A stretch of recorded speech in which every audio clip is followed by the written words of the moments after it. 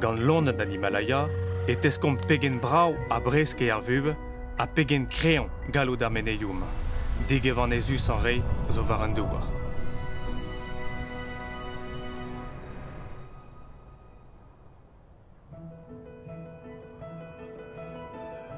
Uel an meneiu ar bet, a zo deus o ne da 3000 km. A stumor gleizen a dreuz Asia, o ran India, d'ur plauden an Tibet.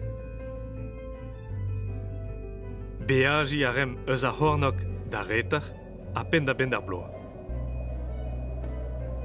Da gentan, emmom Pakistan Goan.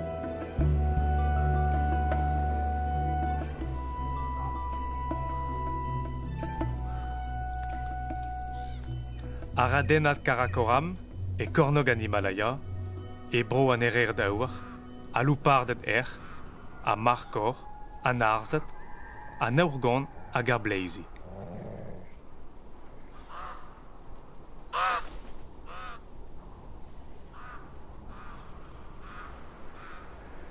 Chaset eve ar markor, givri gwei ar mena, gant a loupardet Pa ve i ober, e helon tostar douto dregus.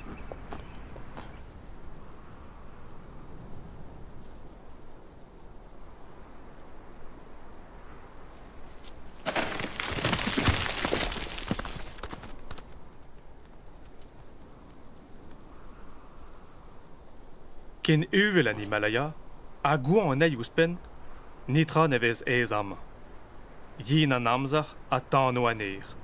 Koskoud, zo meuier a veu eus eno ege de force peleral dre meneiu ar bed hol.